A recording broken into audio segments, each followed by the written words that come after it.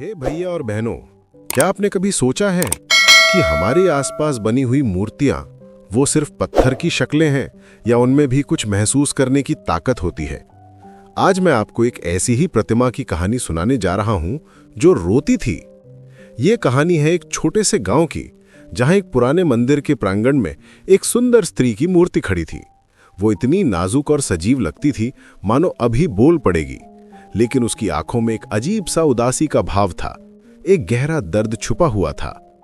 गांव वाले उसे विश्वासी माई की मूर्ति कहते थे कि जब भी गांव कर कोई बड़ा संकट आने वाला होता तो उस मूर्ति की आंखों से पानी की बूंदें टपकने लगती थीं। सचमुच वो रोने लगती थी। सुनने में अजीब लगता है ना, पत्थर की मूर्ति रोएगी, लेकिन गांव के बुजुर्ग दावे के साथ कहते थे कि उन्होंने खुद देखा है। बारिश के मौसम में जब आसमान साफ होता तब भी उसकी आंखों के नीचे गीले निशान दिखाई देते। कुछ लोग कहते शायद ये कोई चमत्कार है, कुछ कहते शायद पानी कहीं और से रिस रहा है। लेकिन जिनकी जिंदगी में दुख आया था, जिनके घर में उदासी ने डेरा डाला था, वो चुपचाप मूर्ति के सामने बैठ जाते। उन्हें लगता मानो वो प्रतिमा उनकी उस अनकही पीड़ा को समझ रही है जिसे शब्द देना मुश्किल है। एक बार की बात है, गांव में भयंकर सूखा पड़ा।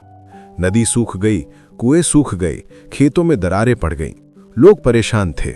और फिर एक सुबह गांव के एक बच्चे ने देखा मूर्ति की आंखों से लगातार पानी बह रहा है। उसने सबको बुलाया। सब देखते रह गए। ये कोई रिसाव नहीं था, ये तो ठीक आंसुओं की तरह बह रहा था। उस रोती हुई प्रतिमा को देखकर गांव वालों की आंखें भी भर आईं।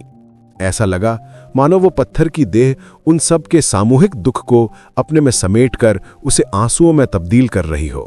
फिर क्या हुआ? क्या बारिश आ गई? क्या चमत्कार हुआ? दोस्तों, चमत्कार हमेशा आसमान से नहीं होते, कभी कभी वो हमारे अंदर होते हैं।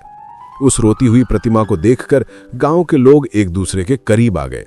जिसके पास थोड़ा पानी था उसने बांटना शुरू कर दिया। सब ने मिलकर पुराने कुएं को और गहरा खोदा। हर एक ने अपना दर्द भुलाकर दूसरे के लिए काम किया। और देखते ही देखते जो एकता और सहानुभूति का स्रोत फूटा, उसने सूखे को हरा दिया। कुछ दिनों बाद बारिश भी आ गई। और हैरानी की बात, जिस दिन पहली बूंद गिरी उस दिन से मूर्ति के आंसू सूख गए। तो क्या मूर्ति सचमुच रोती थी? शायद हमारे पास इसका कोई वैज्ञानिक जवाब नहीं है, लेकिन ये कहानी हमें एक गहरा सबक तो देती ही है। कभी कभी ये दुनिया, ये पत्थर, ये हवा, पानी सब हमारी भावनाओं में शामिल हो जाते हैं। वो प्रतिमा शायद उस गांव के सामूहिक दिल का आईना थी। जब दिल भारी होते थे तो पत्थर भी पिघल जाता था। हम भी तो ऐसे ही है ना। कितनी बार हम अपना दर्द, अपनी उदासी किसी को बताए बिना चुपचाप रो लेते हैं। हमारे आंसू भी तो एक मूक प्रतिमा के आंसुओं जैसे ही हैं, जो बिना शब्दों के सब कुछ कह जाते हैं। शायद उस रोती हुई प्रतिमा की असली ताकत यही थी। उसने लोगों को यह एहसास दिलाया कि तुम अकेले नहीं हो, तुम्हारा दुख, तुम्हारा सुख सब साझा है। अगली बार जब किसी पुरानी मूर्ति, किसी पेड़, किसी नदी के पास से गुजरे तो एक पल रुककर सोचना, कहीं वो भी तो कुछ कहना नहीं चाह रही, कहीं वो भी तो हमारी कहानी को अपनी चुप्पी के भीतर संजोए नहीं बैठी है।